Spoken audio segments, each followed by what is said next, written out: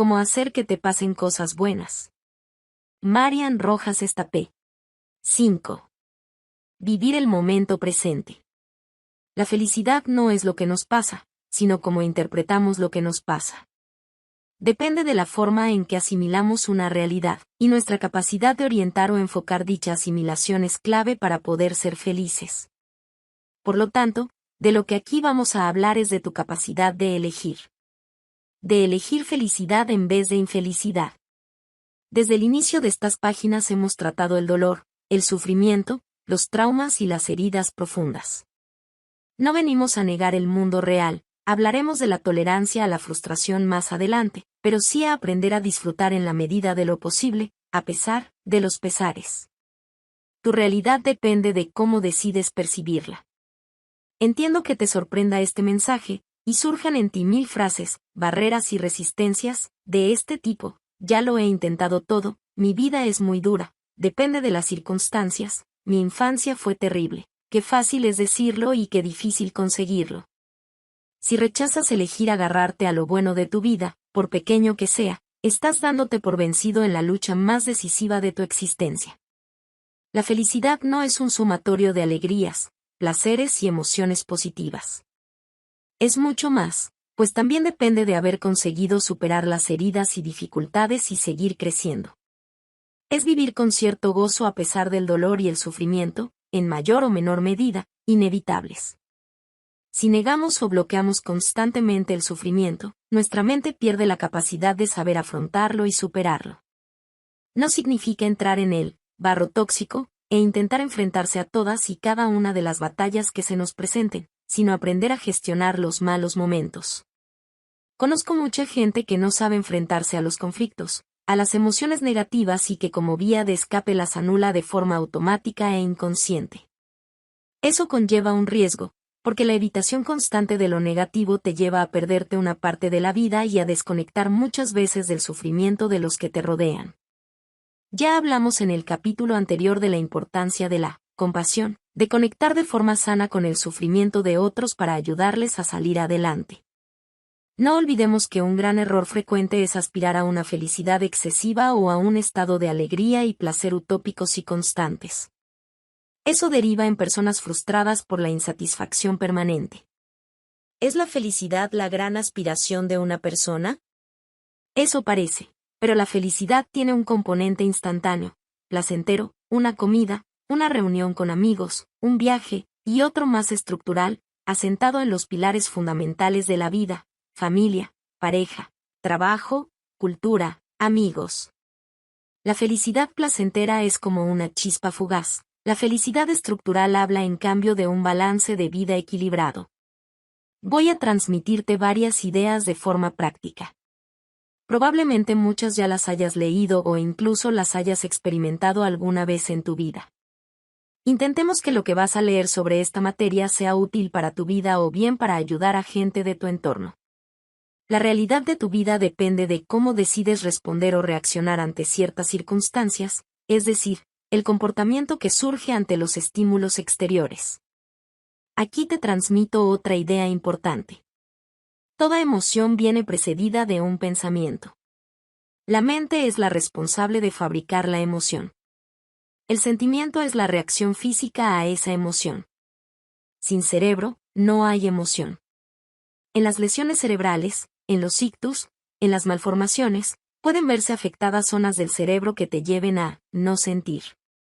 Una persona puede perder la sensibilidad en las extremidades y quemarse al no reaccionar, si tiene esa zona del cerebro desactivada o lesionada. Desde hace unos años, a través de las personas que perdían el habla tras un infarto cerebral, se han ido descubriendo las zonas del cerebro encargadas de esa función. Ese es el origen remoto del mapeo cerebral. Actualmente contamos con herramientas para conocer en tiempo real cómo funciona el cerebro, lo que nos permite observar en directo cómo reaccionan y se alteran ciertas zonas cuando se realiza una actividad o se experimenta un estímulo. Una de esas técnicas es la resonancia magnética funcional. Esta se emplea tanto para tratamiento clínico como para investigación. Mediante ella podemos detectar los cambios de distribución de los flujos de sangre en los diferentes momentos, permitiéndonos así conocer la mente y el sistema nervioso de forma mucho más profunda y global sin necesidad de medios más agresivos como abrir el cerebro o esperar a una autopsia. Esta técnica de neuroimagen avanzada nos da la oportunidad de observar cómo se activa nuestro cerebro ante ciertos pensamientos, motivaciones o estados de ansiedad o depresión. Uno de los descubrimientos más fundamentales. Cada pensamiento genera un cambio mental y fisiológico. Insisto en esta idea en varios momentos del libro. No lo olvides, porque si eres de aquellos que sufren, que pierden el control de sí mismos, que quieren conocerse mejor, entender este procedimiento te va a ayudar mucho. Desde pequeños contamos con conceptos autoimpuestos o que hemos asimilado sobre nosotros mismos. Soy impulsivo, siempre he sido así, mi padre era igual, soy nervioso, odio las masas, me dan miedo los aviones. Estas sentencias sobre ti mismo funcionan en la práctica como barreras mentales que te impiden avanzar libremente en esos campos. Digo sentencias porque tienen un impacto en ti casi bloqueante, como si cayeran del cielo cual condena. Las emociones que nos perjudican son debidas a un pensamiento, más o menos consciente. Y los pensamientos los podemos educar o reeducar. Para llegar a ser una persona feliz, en paz y completa, precisas trabajar la forma en que piensas. Si lo haces te sorprenderás de los resultados. ¿Cómo cambia tu realidad cuando cambias tu manera de pensar? Examina en profundidad las ideas que tienes sobre ti mismo, o las que surgen en ti en los momentos más oscuros de tristeza o angustia. Esa emoción tóxica sucede porque algo cruza tu mente y ese algo te invade de forma perjudicial. No es fácil. Existen lo que denomino automatismos, reacciones que brotan de forma involuntaria porque llevan toda la vida haciéndolo ante ciertos estímulos o pensamientos. Es complejo desligarse de los debería, que se han colado en el comportamiento desde hace tiempo. Para modificar los pensamientos tóxicos, el sistema de creencias, la forma de procesar la información, uno debe fijarse en cuáles son sus pensamientos limitantes o sus barreras. Ese sistema de creencias no tiene por qué ser malo, de hecho en muchas ocasiones es muy positivo. Por ejemplo, si cada vez que ves salir el sol, te alegras y piensas que ese día vas a rendir más porque el sol transmite energía a tu organismo, tu sistema de creencias te está ayudando. Pero si, al contrario, ves nubes grises o inicio de lluvia y sale de ti este día va a ser horrible, tu sistema de creencias te está limitando. Esto puede suceder con eventos exteriores o con ideas y sensaciones interiores. Si llegas a una cena con amigos y algo no te encaja o te sientes incómodo, probablemente haya algo ahí que inconscientemente te haya recordado una experiencia negativa pasada, la comida, alguna persona, la distribución de las personas en la mesa, un olor. Podemos educar la mente y regular nuestras emociones. Pensemos, por ejemplo, en ir en bicicleta. Cuando uno se sube a una bicicleta por primera vez, en general usa ruedines laterales para evitar caerse. A medida que uno le pierde el miedo, se atreve a coger más velocidad, a bajar cuestas e incluso a soltar una mano del manillar. Un día, quitas las ruedas accesorias y luchas contra el equilibrio. Piensas que no podrás, que te caerás, quizá así suceda, pero, de golpe, lo has conseguido. Puede que pasen meses o años, y subas de nuevo a la bicicleta, sin más, sin necesidad de volver a pasar por los ruedines porque tu mente y su equilibrio ya sabe hacerlo. En la educación de los pensamientos sucede algo parecido. Lógicamente, no es un proceso tan sencillo, pero ejercitar la mente tiene un efecto extraordinario en la forma en que percibimos la realidad. Si cada vez que vas a ir en bici o a coger un coche, o a esquiar solo piensas en las ocasiones en las que te caíste, tuviste un accidente o te hiciste daño, acabarás evitando esas actividades por el desgaste mental que te suponen. Esa es la causa por la cual un pensamiento se transforma en una certeza limitante, cuando lo fundamentas de tal forma que se convierte en una excusa para evitar hacer algo. Tu mente ha ido forjando automatismos a lo largo de la vida que desembocan en bloqueos inútiles ante ciertos desafíos o retos que surgen. Por eso hablamos de decisión. Toma el control sobre ti, evita echar la culpa al resto, a las personas tóxicas que te rodean o a las circunstancias sociales, económicas, de tu entorno. Abandona tu rol de víctima, empieza a ser el protagonista de tu vida. Te presento un esquema que puede ayudarte a entender tu forma de actuar y sentir en tu instante presente. Esquema de realidad. Rojas, M2018. Tras recibir una señal del exterior reaccionamos e interpretamos la realidad dependiendo de 3 factores. Nuestro sistema de creencias. Nuestro estado de ánimo. Nuestra capacidad de atención y percepción de la realidad. Tras esa interpretación el cuerpo responderá en modo alerta o en modo protección, sistema nervioso simpático o parasimpático, afectando a la mente y al organismo. Entremos a analizar con detalle cada una de ellas. Empecemos por el sistema de creencias. Sistema de creencias. ¿En qué consiste el sistema de creencias? Tu sistema de creencias está basado en tus ideas prefijadas sobre la forma de ver la vida y el mundo que te rodea y lo que crees de ti mismo. Bien sea porque has llegado tú solito a esa conclusión o porque desde niño o incluso de adulto no han parado de repetírtelo. Soy así. Siempre he tenido mal despertar. Me cuesta la gente. Me da miedo volar. No se me dan bien los deportes. Estas creencias son opiniones que tenemos sobre los diferentes aspectos de la vida. Están íntimamente ligadas a la manera que tenemos de interpretar el mundo y pueden ser de tipo consciente, me doy cuenta, e inconscientes, porque llevan toda la vida ahí. Ese sistema de creencias incluye los valores, que matizan la manera que tenemos de sentir, actuar y reaccionar. Las creencias se van formando a lo largo de la vida y traducen la visión personalizada y específica que tenemos cada uno de percibir la vida.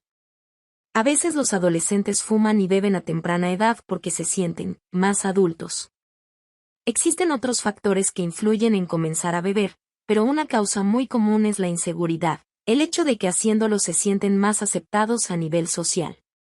Sabiendo que es malo para la salud y que perjudica profundamente, su creencia inconsciente sobre ellos mismos ante el alcohol o el tabaco se impone a los riesgos racionales que estos implican. ¿Por qué es tan importante reflexionar sobre esto? El sistema de creencias nos predispone en la vida y forma una fuente de influencia muy potente. Nos aporta argumentos automáticos para actuar de una u otra manera. Son juicios profundamente enraizados en nuestra mente que nunca nos cuestionamos y que son decisivos, puesto que sobre la base de ellos construimos nuestra interpretación de la realidad y nuestras reacciones a esta. Estas creencias son universales, las tenemos sobre el mundo en general, los demás, nosotros mismos, los conceptos, las ideologías.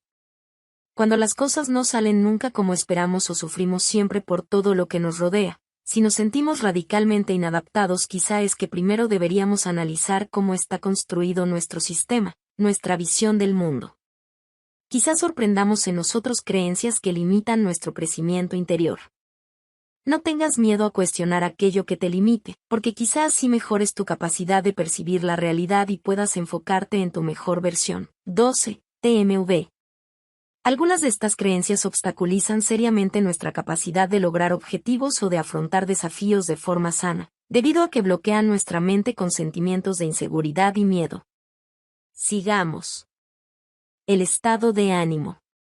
La felicidad, hemos insistido en ello a lo largo de estas páginas, no depende de la realidad en sí, sino de cómo yo interpreto esa realidad. Aquí, el estado de ánimo tiene una fuerza impresionante.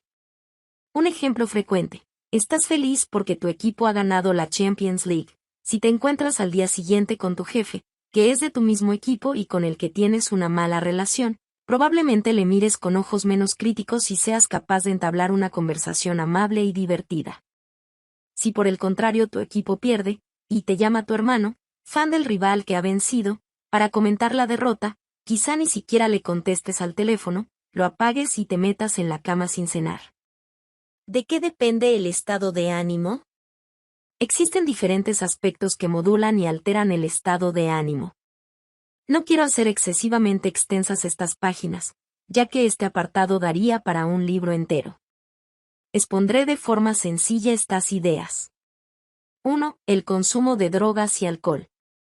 El consumo de estas sustancias perjudica seriamente la salud mental. Uno de sus principales efectos es una alteración grave en la percepción de sensaciones y estímulos.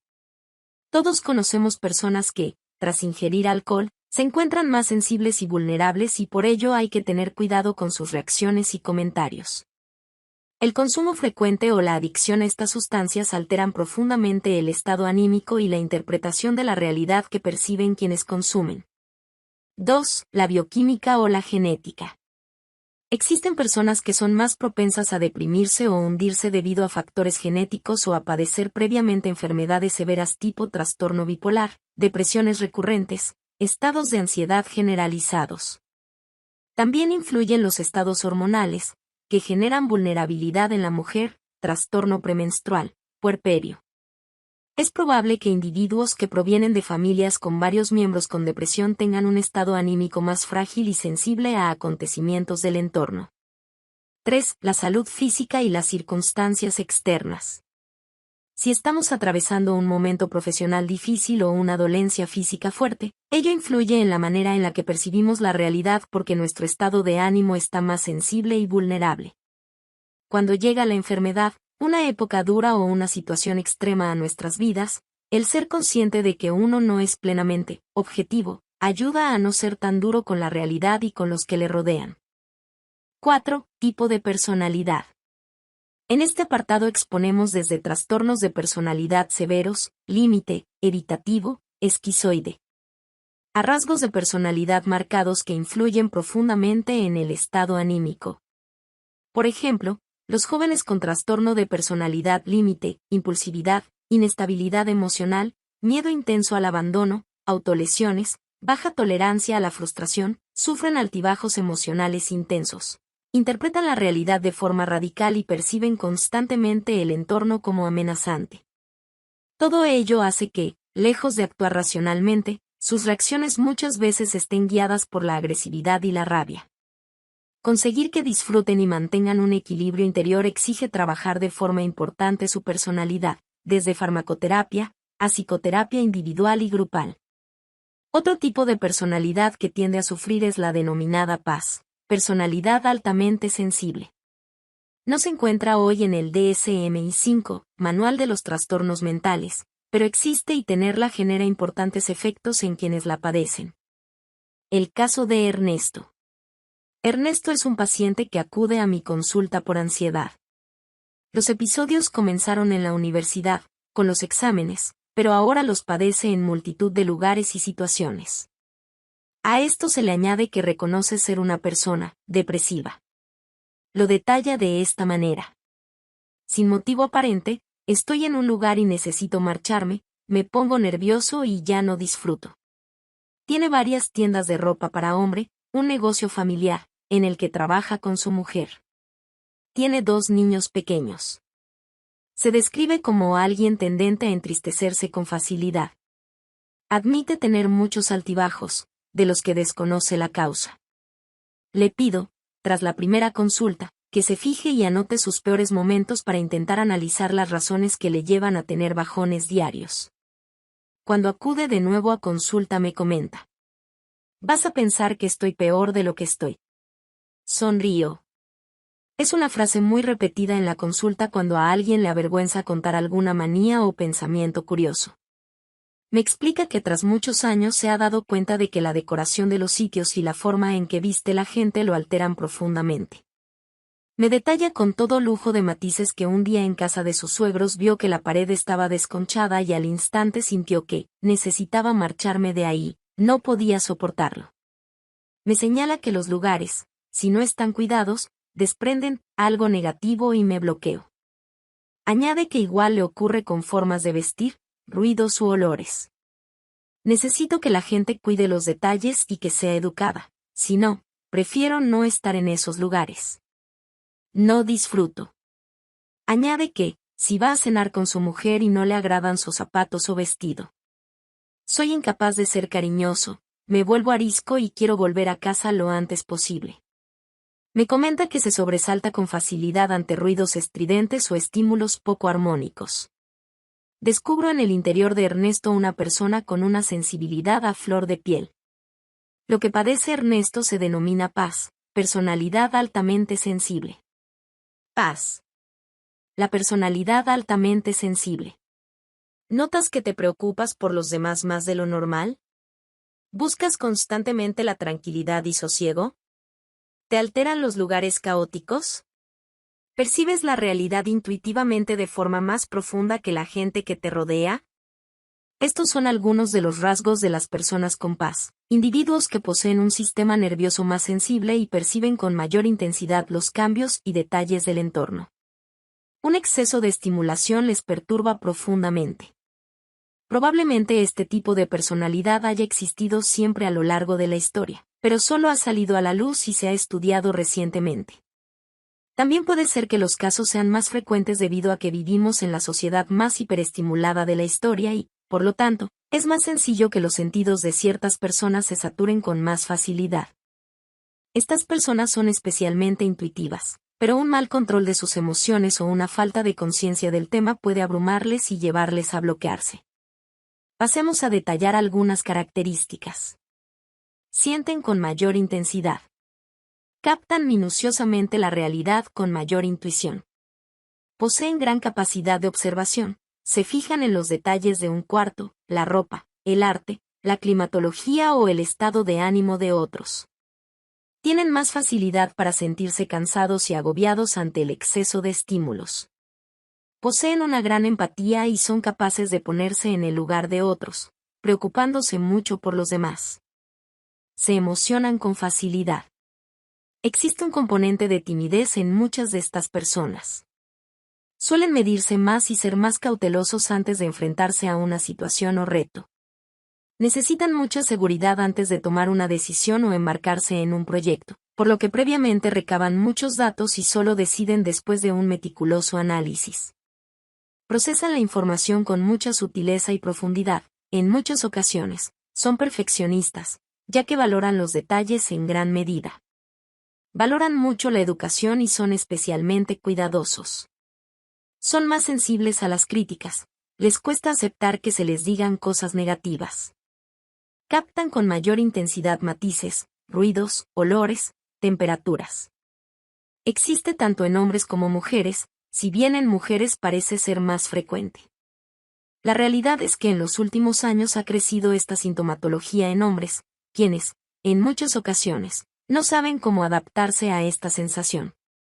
Algunos desarrollan con más frecuencia ansiedad o depresión, por ser más vulnerables al mundo exterior y al interior.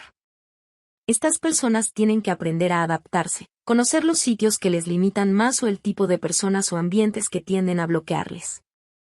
En el caso de los hijos, hay que aprender cómo tratarles, sin realizar un exceso de sobreprotección, pero sí entender sus desmedidas reacciones ante algunas circunstancias. 5. El sueño. Este apartado adquiere una especial relevancia. Pasamos, o deberíamos pasar, un tercio de nuestra vida en los brazos de Morfeo. El sueño es algo importante que hay que cuidar. Entramos en el mundo de la noche y del sueño. Todos sabemos lo que es pasar una noche en blanco, sin conseguir conciliar el sueño, o dormir con múltiples despertares cada poco tiempo. En ambos casos uno se levanta por la mañana con sensación de agotamiento. Cuando falla el descanso, la mente no funciona con normalidad. Surgen problemas de memoria y aprendizaje, fallos de atención y concentración y errores en las habilidades cognitivas. La ausencia de descanso o un descanso deficiente nos convierte en seres susceptibles e irritables que no pueden responder de forma adecuada a los estímulos exteriores. La falta del sueño afecta incluso al sistema inmunológico, el sistema nervioso parasimpático, encargado del descanso, de la recuperación y de la fabricación de linfocitos, se ve debilitado y alterado profundamente. Las pesadillas, los múltiples despertares, un sueño ligero o la sensación de falta de descanso son una de las principales causas de consultas en el médico, neurólogo o psiquiatra. En algunas etapas de la vida es necesaria medicación de la vida, pero su consumo de forma crónica posee efectos perjudiciales para el cerebro. Contamos con los primeros estudios longitudinales sobre las consecuencias de abusar de estos fármacos para dormir. Las benzodiazepinas, alprazolam, lorazepam, diazepam y sus derivados, entran en el organismo e inducen el sueño, cada una con su mecanismo de acción, pero sostenidas en el tiempo generan a la larga tolerancia, abuso y dependencia. La retirada es, en la mayor parte de los casos, un problema.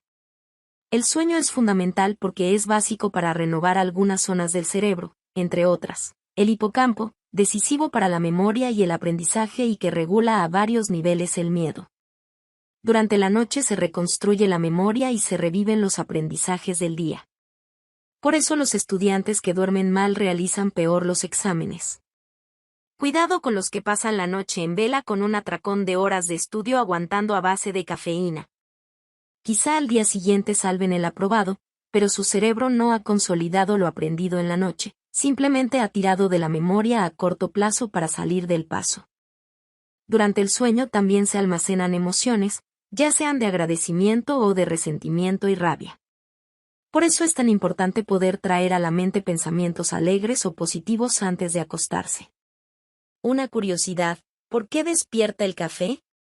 Curioso, pero muy interesante. Veamos. Cualquier actividad que realizamos, trabajar, estudiar, practicar deporte, moverse, requiere el uso de energía. ¿Cómo se llama la energía del cuerpo? Se denomina ATP, adenosintrifosfato. Cada célula se alimenta de estas moléculas que provienen principalmente de aquello que ingerimos. Cuando realizamos ejercicio, trabajamos, estudiamos, pensamos, hacemos uso de ese ATP, que el cuerpo va consumiendo poco a poco. Cada vez que empleamos una molécula de ATP, esta se rompe y se divide en dos, una molécula de fosfato y otra de adenosina. Esa molécula denominada adenosina es importante para nuestro descanso, pues es una sustancia que induce al sueño. El cerebro consta de receptores sensibles y especializados para la adenosina. Si los niveles de esta molécula son elevados, nuestro organismo percibe una sensación de somnolencia y el sueño será más profundo. El cuerpo, que es muy sabio, emplea este sistema para generar sensación de cansancio e inducir al sueño tras el esfuerzo, el ejercicio, el estudio. Existen otras moléculas responsables del proceso de reposo, pero los niveles elevados de adenosina poseen una gran repercusión en el sueño y nos ayudan a descansar mejor. ¿Cuál es el rol del café? Aquí entra en juego la famosa cafeína, la molécula antisueño por antonomasia.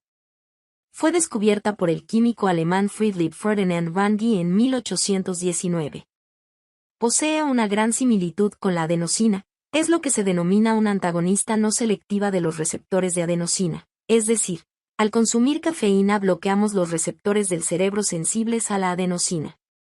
En ese momento el cerebro ya no recibe la señal de que tiene sueño, por lo que aguantará más tiempo despierto, trabajando o realizando alguna actividad. Dormir poco tiene efectos nocivos para el cuerpo y para la mente. El ser humano, en general, necesita 4 o 5 ciclos de sueño. La duración de cada uno de ellos es en torno a 90 minutos. Un ejemplo que seguro te ha sucedido en alguna ocasión. Te despiertas, en medio de la noche, con sensación de estar despejado. Te vuelves a dormir y cuando te levantas por la mañana, con el despertador, te sientes aturdido y cansado. ¿A qué se debe? Está relacionado con los ciclos del sueño. Existen 5 fases, la 1 y la 2 son de sueño ligero, la 3 y la 4 son de sueño profundo y la 5, la fase REM, Rapid Eye Movement, es donde uno tiene los sueños. Cada ciclo dura, como hemos dicho, unos 90 minutos, 60 o 65 minutos de las fases 1 a 4 más 20 minutos de la fase 5. La ciencia del sueño lo que postula es que no depende tanto del número de horas que uno pasa en la cama, sino los ciclos del sueño realizados. Un truco que puede ser de utilidad si tus fases del sueño son regulares es este. Busca una hora para levantarte, que vaya de hora y media, el tiempo aproximado de un ciclo, en hora y media, 3 horas, 4 horas y media, 6 horas, 7 horas y media. Todo depende de si necesitas madrugar, tienes un viaje, cuentas con menos tiempo, o estás aprendiendo a gestionar tu sueño. Pongamos un ejemplo. Si te acuestas a las 12 y pones el despertador a las 7:30, te costará menos despertarte e incluso notarás que tu cerebro se activa con facilidad y mayor frescura. Si lo pones a las 8, aunque duermas más, curiosamente, te supondrá un mayor esfuerzo levantarte. Tu despertador habrá sonado en plena fase de sueño profundo. Cada persona es un mundo y sus ciclos se ven afectados por factores como el ejercicio, el estrés, la medicación o el alcohol. Todos conocemos a alguna persona que duerme menos de 5 horas que funciona y se encuentra en condiciones óptimas para trabajar. Por eso los ciclos del sueño de cada cual merecen ser estudiados individualmente para adaptar a ellos nuestros horarios. Higiene del sueño, 5 consejos para dormir bien. Prescinde de los dispositivos antes de dormir. Cuidado con la pantalla, los videojuegos, las redes sociales, antes de meterte en la cama. Existen varios estudios que señalan el efecto perjudicial de la luz de una pantalla, teléfono, smartphone, tableta, antes de acostarse. Un estudio publicado en 2014 por la revista British Medical Journal, realizado a 9.846 adolescentes entre 16 y 19 años, demostró que el uso de la pantalla alteraba el patrón normal del sueño. Cuanto más se emplea un dispositivo antes de dormir, mayor es el riesgo de descanso defectuoso. El problema radica en el Sleep Onset Latency, SOL, es decir, el tiempo empleado en quedarse dormido. La luz azul del aparato obstaculiza la secreción de la hormona del sueño, la melatonina. Los estudios afirman que esta luz disminuye hasta el 22% de la producción de esta sustancia. Algunos dispositivos ya cuentan con modo noche, donde la luz que emite la pantalla es filtrada y afecta de forma mucho menos intensa a la melatonina. B. Cuidado con los estímulos emocionales. Una conversación que te inquieta, una cena que termina en conflicto, una discusión acalorada con tu pareja, son ingredientes para que esa noche no descanses de forma adecuada. Si ves una película que te aterra o las noticias te perturban, replantéate lo último que llevas a tu vista y a tu mente antes de acostarte. Cada persona es un mundo para el tema del descanso. Hay gente que se duerme incluso en plena película de acción y otros que no consiguen descansar por culpa de estímulos casi imperceptibles. Lo importante es que te conozcas y aceptes que hay etapas de tu vida en las que estás más vulnerable y para no perjudicar la calidad de tu descanso deberás prestar más atención a las emociones que afectan a tu sueño. Se cuida los últimos pensamientos antes de cerrar los ojos.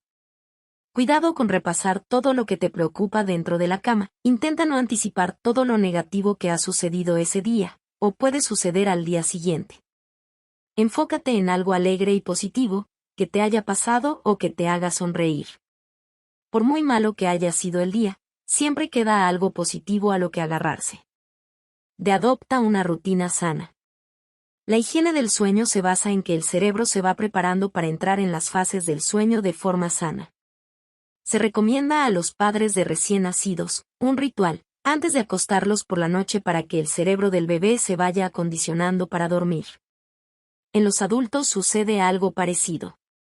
Una ducha, leer algo tranquilo, beber alguna infusión, meditar o rezar, escuchar música o ver alguna serie que te ayude a desconectar, pueden ser rituales, para preparar a tu mente antes de llegar a las profundidades del sueño. 2 amigos o enemigos. Cuidado con el ejercicio excesivo por la noche. Igual que a algunas personas les ayuda a liberar cortisol y a descansar más profundamente, a otras les activa y les impide dormir. Las cenas copiosas y el alcohol son agentes disruptors del descanso. Cuidado con la cafeína, el té o algunos excitantes previos al sueño. Duerme sin luz. Quizá te sorprenda. Mucha gente en verano aprovecha para dormir con la ventana abierta y se despierta en cuanto los primeros rayos del sol entran por la ventana. Eso no es un problema, siempre y cuando no te importe madrugar. Me refiero a tener alguna luz encendida en alguna parte de la habitación, desde el sensor de la televisión a tener las notificaciones activadas del teléfono o una luz en el pasillo. Por muy pequeñas e imperceptibles que dichas luces parezcan, tienen un efecto nocivo en la producción de melatonina. 6. El estado de ánimo depende de la actitud. La actitud previa a cualquier situación determina cómo respondo a ella. La manera en la que me enfrento a una entrevista de trabajo, a una cita amorosa, a un examen, influye de forma crucial en el resultado de las mismas. Hay gente que prefiere ir siempre, pensando en lo peor, para no ilusionarse en vano.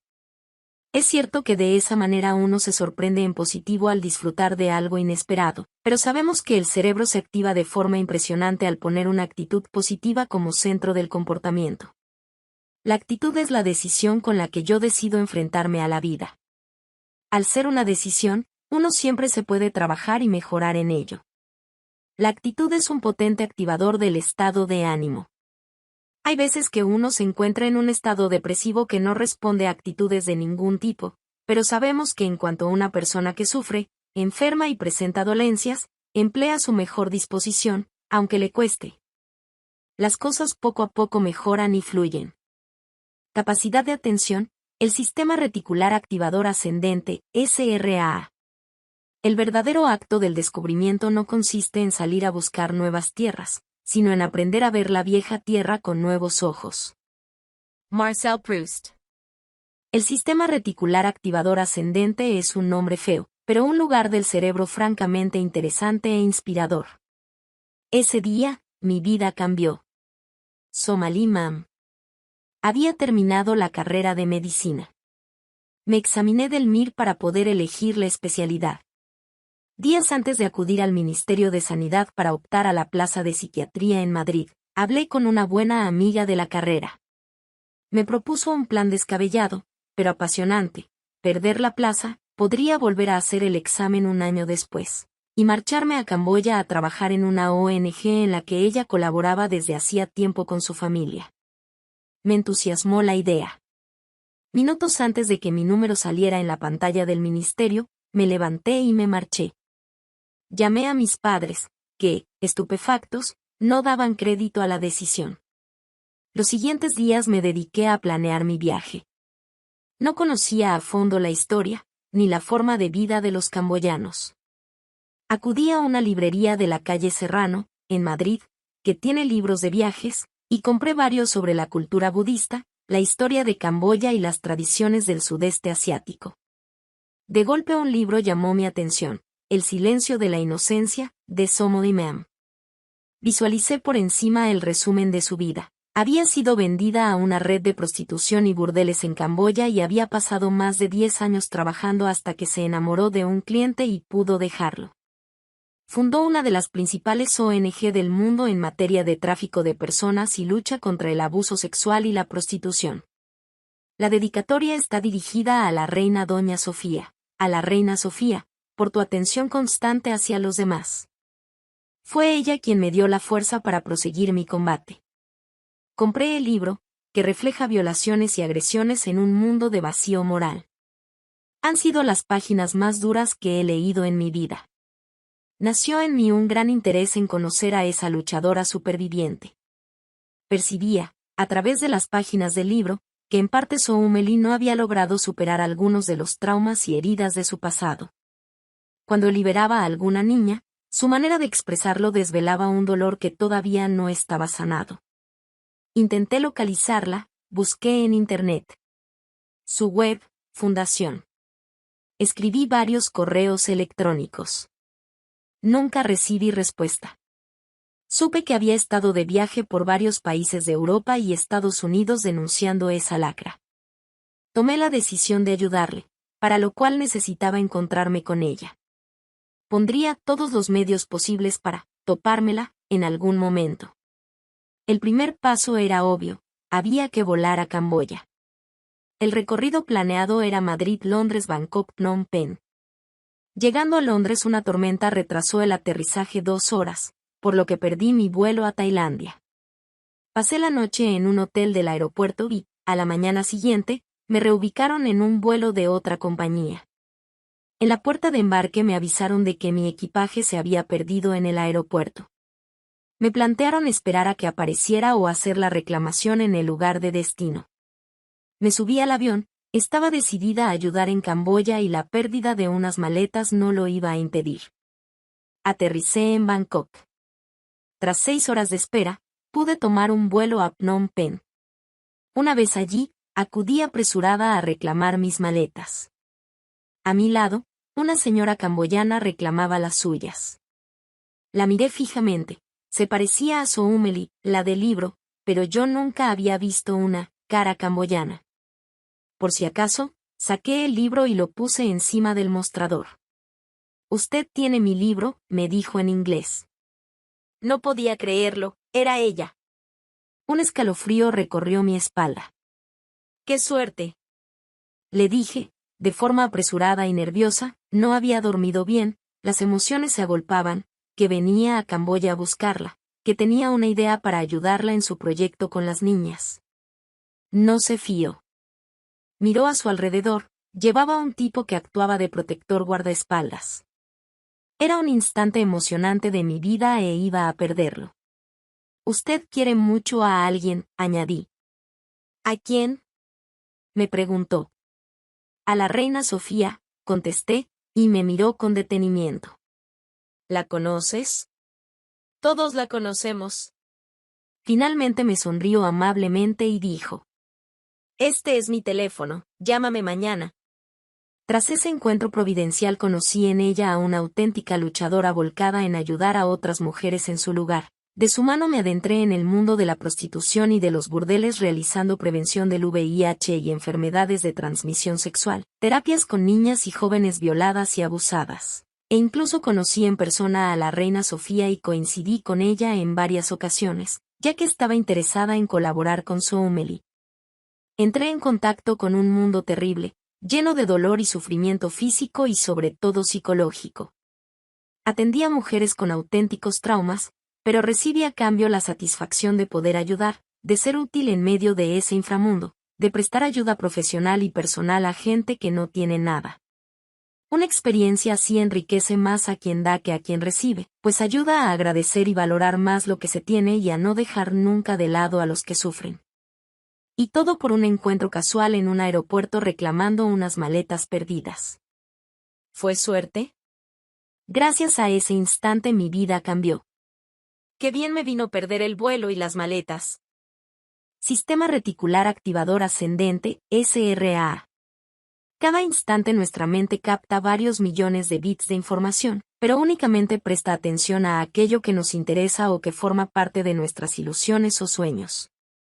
Como estamos expuestos a multitud de estímulos, el SRAA es el encargado de filtrar y priorizar de entre toda esa información aquello que tiene interés para nuestros objetivos, preocupaciones e incluso nuestra supervivencia.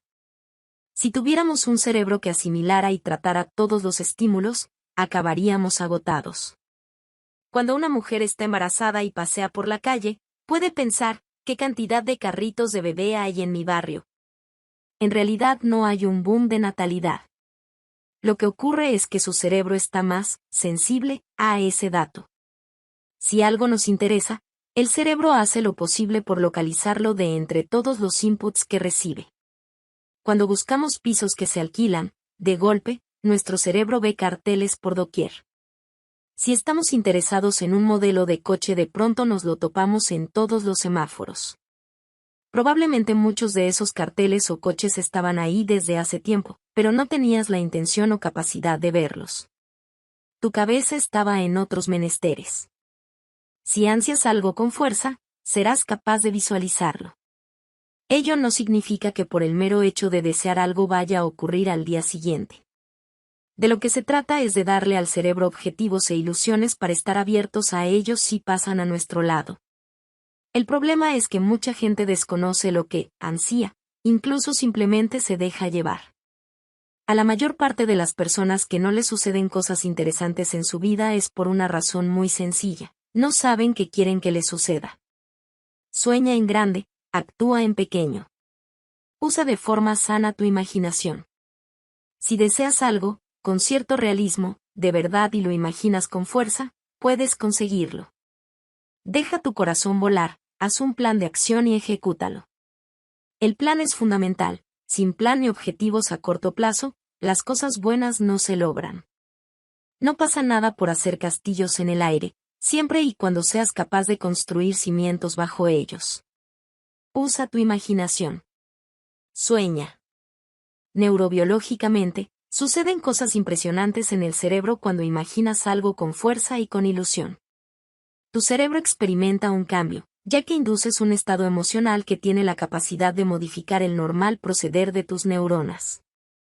Uno atrae lo que le va sucediendo en la vida. Enfócate en lo que deseas de verdad, usa tu pasión para ilusionarte en un proyecto grande o pequeño, pero que despierte lo más profundo de tu ser, y comenzarás a sentir que algo sucede en tu interior. Ganas en seguridad, en confianza, en alegría. Y, algo más sorprendente aún, tu cerebro cambia. Estados de ilusión mantenidos a lo largo de unos días activan un proceso de neurogénesis. Células madre acuden al hipocampo, zona de memoria y aprendizaje, y se transforman en neuronas. Conocemos pocas maneras de regenerar nuevas células neuronales. La pasión y la ilusión son una de ellas. Todo ser humano, si se lo propone, puede ser escultor de su propio cerebro. Santiago Ramón y Cajal. Tu mente y tu cuerpo se transforman cuando perciben que algo bueno puede acontecer. No se trata de obsesionarte con lograr un objetivo exacto, la vida no siempre te lleva por donde tú quieres, sino en conseguir un estado mental que te dirija a sacar TMV, tu mejor versión. 14. Recuerda que obcecarte con una meta puede conllevar el efecto contrario, es decir, no visualizar alternativas interesantes que surgen en tu vida porque únicamente estás enfocado en lograr algo muy específico y concreto. A veces hay que tomar distancia, obtener una visión más global y, quizá, apuntar hacia una meta distinta. En la vida recibimos constantemente señales, cada uno puede denominarlas como más le convenga, para encontrar un camino adecuado y poder entonces desarrollar nuestra mejor versión. Consejos para potenciar tu SRAA. Cada mañana, cuando te levantes, en la cama o después, durante el café, busca un objetivo para ese día. Puede ser desde algo insignificante, hablar con alguien, mantener una conversación o una llamada, o un desafío más importante que te ilusione, lo que pondrá tu cerebro en estado emocional óptimo. Imagínate consiguiendo ese desafío, con ilusión, paz y confianza. Siéntelo, gózalo y disfrútalo. Unos instantes, únicamente. Cuidado que la imaginación no te juegue una mala pasada perdiendo el tiempo en las nubes. Piensa un primer paso para acercarte a ello, haz un plan breve. ¡Ánimo! Estás cerca de conseguirlo, has activado tu SRAA para que sea más sencillo lograrlo. Es fundamental abrir la mente. Si no activamos nuestra atención y el SRAA, no veremos las posibilidades que se despliegan. Si en cambio vamos con actitud receptiva, optimista y con fe, seremos capaces de entender lo que nos sucede para darle un significado a nuestras experiencias. Tenemos un problema, y es que, en este mundo ya no prestamos atención a lo que nos sucede y no nos sorprendemos por nada. La sociedad de hoy precisa volver a mirar la realidad con detenimiento y curiosidad. Si observas cualquier cosa con atención, al poco rato se convierte en algo interesante. Esto requiere pararse y ser capaces de escuchar el silencio. El silencio no es la ausencia de sonido. Es la capacidad de mirar hacia adentro con paz, rompiendo con el barullo exterior. Trata de ir por la calle con un niño y te darás cuenta de todo lo que activa su atención. Desde mi casa a la guardería de mi hijo pequeño hay menos de 500 metros. Cuando le llevo tardo casi media hora y vuelvo en menos de 5 minutos. ¿La razón?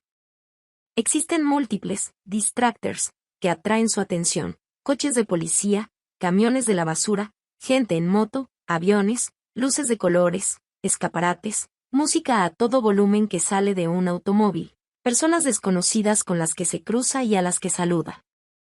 Aprender a volver a mirar la realidad. Saber mirar es saber amar. Enrique Rojas. Observa y deleítate con la realidad que te rodea, verás cómo ésta siempre es atractiva de una u otra forma. Mirar con atención devuelve el interés y la fascinación ante la vida. Debemos aprender a mirar la realidad con ojos nuevos, con ternura, sin dureza. ¿Qué hace falta para eso? Detenimiento y asombro. Te lo recomiendo, vuelve a mirar tu trabajo, tu familia, tus hijos, tu casa, con asombro. Quizá te atrape algún detalle al que sin querer te has habituado, o puede que redescubras cosas positivas que habías pasado por alto. Esto es especialmente importante en las relaciones. Mira a tu marido o mujer como si fuese la primera vez, fíjate en su fisonomía, en su lenguaje corporal, profundiza en su mirada, en la forma que tiene de tratar a los demás y a ti mismo, No te acostumbres nunca a la persona de la que te enamoraste. Que no te venza la rutina exige atención. Si miras la realidad con indiferencia o hastío, dando todo por sentado, sin detenerte en los matices, lo más probable es que te atasques siempre en lo mismo, que te quedes constantemente con lo negativo, lo difícil, lo que no tiene solución sencilla. El caso de Emilia. Emilia es una mujer divorciada desde hace 8 años. Llevaba 20 con su marido, Juan, un tipo del que estaba muy enamorada. Tenían 3 hijos adolescentes de 19, 17 y 16 años. La relación iba bien, se respetaban y querían, con los altibajos propios de cualquier matrimonio, pero globalmente eran una pareja estable. Juan, por temas de trabajo, comenzó a viajar mucho por Estados Unidos. Pasaba largas temporadas entre Nueva York, Miami y Los Ángeles. Emilia lo acosaba, porque se había acostumbrado a tener una pareja sólida, y notaba que el trato se estaba enfriando. Efectivamente, un día Juan sentó a Emilia a la vuelta de un viaje y le dijo que se había enamorado de otra persona. Emilia intentó disuadirle, convencerle, le llevó a varios terapeutas, pero Juan ya tenía la decisión tomada. La otra chica era joven, 27 años, y esperaban un hijo juntos. Emilia se dio cuenta de que, aun queriendo, le sería imposible perdonarle. Los primeros 4 años fueron un infierno para ella, sufría, lloraba y pasó por una depresión severa. Tras seguir un tratamiento farmacológico, mejoró y le fue retirada progresivamente la medicación. Cuando acude a mi consulta, como decía, han pasado 8 años desde la separación. Viene acompañada de su hija mayor, de 27 años, residente de medicina en un hospital de Madrid. Me comenta que su madre no ha vuelto a ser la que era y que, a pesar de los años, no ha recuperado la ilusión por nada. Me explica que siempre tiene un comentario negativo para todo el mundo, juzga a todos con dureza y su mirada hacia el exterior es de desprecio. Niega estar triste o deprimida y únicamente habla para criticar o juzgar a otros. Se fija en los detalles más nimios y todo es mejorable en su entorno. Va a ser abuela en pocos meses y sus hijos están preocupados por su actitud. Cuando hablo con Emilia me encuentro con una mujer, enfadada con la vida. Desde el primer instante se queja del clima, del tráfico en Madrid y de que sus hijos son muy demandantes. Durante la hora que dura la entrevista, no consigo que me hable bien de nada ni nadie. Le pregunto por su casa en la playa, la hija me cuenta que es un lugar precioso y muy agradable, y me comenta que se acumula mucho polvo durante el año y que ya no disfruta yendo en verano. Al preguntar por su hija, la que va a ser madre, me dice que no cuente conmigo para ayudarle cuando nazca, yo ya le dije que era muy joven para tener hijos ahora. La hija que la acompaña a la consulta me confirma que estuvo deprimida de verdad, lloraba a todas horas y se pasaba días en la cama, pero que lo que ahora prima en su conducta son las quejas constantes. Le explico a Emilia la importancia de volver a mirar su realidad con otros ojos. Me contempla sorprendida. Afirma sin titubear. Soy completamente objetiva. Le insisto en que la felicidad depende de la interpretación que uno hace de su realidad. Le hago su cuadro de personalidad de felicidad y creencias y le explico que se ha asentado en un rol donde la crítica y el juicio reinan por doquier. Es incapaz de visualizar las cosas buenas o mirar su entorno con asombro, compasión y delicadeza. Comenzamos una terapia que duró 10 meses. Le ayudé a superar las heridas del pasado, a no odiar tanto el presente y a ser capaz de ilusionarse con el futuro. No fue fácil, pero hoy es consciente de que su problema radicaba en cómo interpretaba su realidad. Su capacidad de atención, como ella misma definía, estaba infectada. El optimista te mira a los ojos, habla de corazón a corazón, el pesimista mira el suelo, encoge los hombros y se olvida de comunicar con el corazón. Fija tu atención. Busca concentrarte. El filósofo español por antonomasia, José Ortega y Gasset, poseía una de las mentes pensantes más importantes de los últimos tiempos. El autor de Yo soy yo y mi circunstancia, tenía serios problemas para concentrarse debido a la cantidad de ideas que se agolpaban en su cabeza. Para alcanzar el estado mental que requería para sus escritos, precisaba el ensimismamiento, mediante el cual se abstraía del mundo exterior. Paseaba por su inmenso pasillo vacío, casi a oscuras. Cuando lograba poner en orden sus pensamientos, se sentaba en su escritorio a plasmar sus ideas con una tela negra en la pared a la altura de sus ojos. Así se mantenía inspirado, como en la situación del pasillo. ¿Qué técnica empleas cuando precisas concentrarte de verdad? Sube la mirada, suelta el móvil de tus manos, contempla con ojos nuevos y con tu corazón esperanzado de que algo te puede asombrar. Neuroplasticidad y atención. La neuroplasticidad se encarga de recablear las conexiones neuronales, desde el establecimiento de nuevas conexiones entre las células a los fenómenos de adaptación del cerebro a los cambios, circunstancias y desafíos. Diversos factores como el estrés, las enfermedades, la genética, las infecciones, los traumas o los accidentes, influyen de forma negativa en dicha capacidad. Cuando activas tu SRAA, algunas neuronas se conectan y facilitan que, ante la multitud de estímulos, seas capaz de captar lo más importante y necesario. Esculpimos en tiempo real el cerebro según a que atendemos y prestamos atención. Las neuronas trabajan en nuestra mente según cómo está enfocada la atención. Cuando no eres capaz de controlar el foco de tu atención, cuando no puedes concentrarte de forma adecuada, la eficiencia de tu proceso de toma de decisiones se ve gravemente afectada. La buena noticia es que podemos desmontar los automatismos mentales que nos distorsionan para redirigir la atención hacia lo que realmente queremos. La atención es un acto de la voluntad y, por tanto, puede ser adiestrada. Para dominar la voluntad, hace falta ser maestros de nuestra atención. Ahora comienza a entrenar tu atención. Intenta fijarte en cosas positivas de tu entorno. Saborear el momento presente. Digo saborear porque, a veces, nos acostumbramos a las sensaciones, provenientes de los sentidos, y no les prestamos atención. Si comes una naranja, un plátano o un trozo de jamón, disfrútalo. Esfuérzate en sentir su olor, textura y sabor. En un parque, atrévete a cerrar los ojos y enfocarte en tus sentidos del oído y el olfato. Con la música, que no solo sea para distraerte, no la oigas, escúchala. Decidir.